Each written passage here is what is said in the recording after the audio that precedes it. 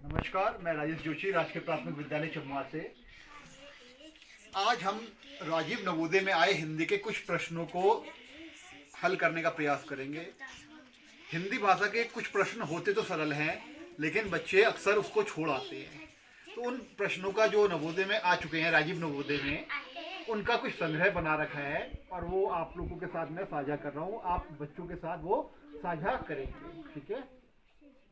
तो पहला प्रश्न है, भाषा की सबसे छोटी इकाई है। हमें तो पता है, लेकिन बच्चे इसको शायद जनरली नहीं ले पाते हैं, तो उनको हमें बताना है भाषा की सबसे छोटी इकाई क्या है। ए ध्वनि, बी वर्ण, सी शब्द और वाक्य। तो वर्ण क्या होती है, भाषा की सबसे छोटी इकाई होती है। तो ये बच्चों को अच्छी तरह समझा देना है। अगला क्वेश्चन है, हिंदी वर्णमाला में वर्ण के प्रकार होते हैं। तो ये भी एक ट्रिकी क्वेश्चन है। जनरली बच्चा क्या करता है, 33 में लगा देगा या 46 में लगा देगा, 11 में लगा देगा, लेकिन जो इसका सही आंसर है वो क्या है, 2 है। इसका सही आंसर क्या है, 2 है। हिंदी वर्णमाला में वर्ण के प्रकार होते हैं 2, एक स्वर, दूसरा व्यंजन, ठीक है। अब जैसे स्वर क्या होते हैं, 11 होते हैं। अगर हम री और आहा को हटा दें तो स्वर कितने हो गए, 11। और इसी प्रकार कोखा का व्यंजन कितने होते हैं, 33। तो बच्चा उसमें कंफ्यूज हो जाता है। तो उसको बताना है हिंदी वर्णमाला में वर्ण के केवल 2 ही प्रकार होते हैं, एक स्वर, दूसरा व्यंजन। अगला क्वेश्चन है, वाक्य की समाप्ति पर लगाया जाता है अर्धविराम, अल्पविराम, कोष्टक या पूर्ण विराम। बच्चा लगाता तो है, पूरा वाक्य करते डंडा खींच देता है, लेकिन हमें उसे बताना है कि वाक्य की समाप्ति पर जो लगाया जा रहा है वो क्या है, पूर्ण विराम है। अगला क्वेश्चन है, कर्ता कारक का विभक्ति चिन्ह है। तो विभक्ति कारक हमने पढ़ाए होंगे, कर्ता ने, कर्म को करण से। तो ये तो बड़ा इजी आ गया, पहला ही क्वेश्चन आ गया है इसमें। कर्ता कारक का विभक्ति चिन्ह क्या है, कर्ता ने, तो क्या होगा, ने। तो इसका आंसर क्या हो जाएगा, बी, ने। अगला क्वेश्चन है, तुलसीदास रामचरितमानस के रचिता हैं। रेखांकित शब्द है, जो ये रेखा करा हुआ शब्द है वो कौन सी संज्ञा है, जातिवाचक है, व्यक्तिवाचक है, समूहवाचक है या भाववाचक है।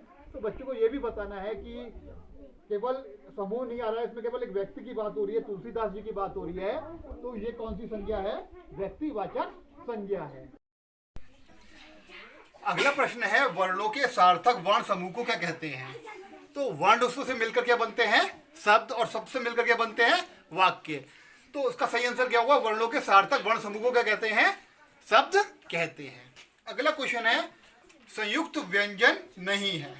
तो संयुक्त व्यंजन वो व्यंजन होते हैं जो 2 वर्णों से मिलकर बने होते हैं। तो इसमें कौन, जो श है वो ही क्या है, संयुक्त व्यंजन नहीं है। बाकी ये सब 2 व्यंजनों से मिलकर बने हैं।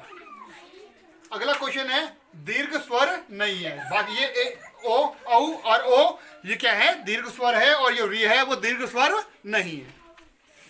अगला क्वेश्चन है, मोहन फल खाता है में क्रिया का प्रकार है। तो मोहन क्या कर रहा है, फल खाता है, यानी फल खा रहा है या खाता है। तो इसमें क्या हो रहा है, कर्म कर रहा है, तो ये क्या कहलाएगा, सकर्मक क्रिया कहलाएगी। अगला क्वेश्चन है, बुढ़ापा अभिशाप है, कौन सी संज्ञा है।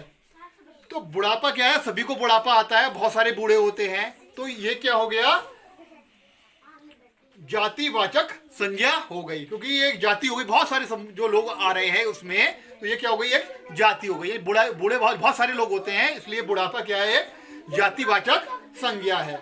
अगला क्वेश्चन है, पुरुष या स्त्री का बोध कराने वाले शब्द क्या कहलाते हैं। बच्चे जानते तो हैं पुल्लिंग और स्त्रीलिंग, लेकिन उनको हमें ये बताना जरूरी है कि पुरुष या स्त्री को जो बोध कराने वाले शब्द होते हैं वो क्या कहलाते हैं, लिंग कहलाते हैं, यानी पुरुष पुल्लिंग और स्त्रीलिंग।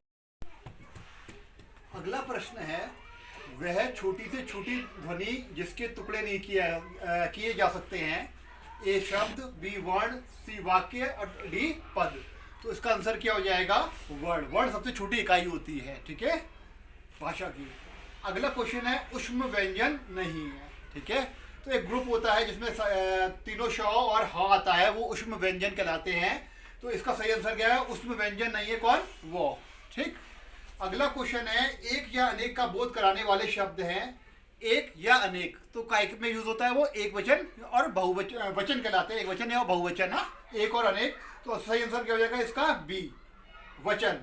अगला क्वेश्चन है करण कारक का विभक्ति चिन्ह है, कर्ता ने कर्म को कर्ण से, तो क्या हो जाएगा से।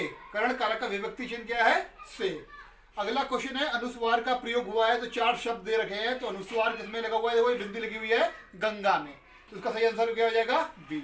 अगला क्वेश्चन है कि ये चिन्ह बना रखा है, ये कौन सा चिन्ह कहलाता है, तो ये क्या कहलाता है, विस्मय आदि बोधक चिन्ह कहलाता है, तो उसका आंसर क्या हो जाएगा ए।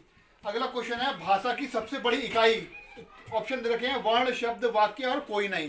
तो हम जानते ही हैं कि वर्ण से शब्द बनते हैं और शब्द से वाक्य, तो सबसे बड़ी इकाई कौन सी हो गई, वाक्य।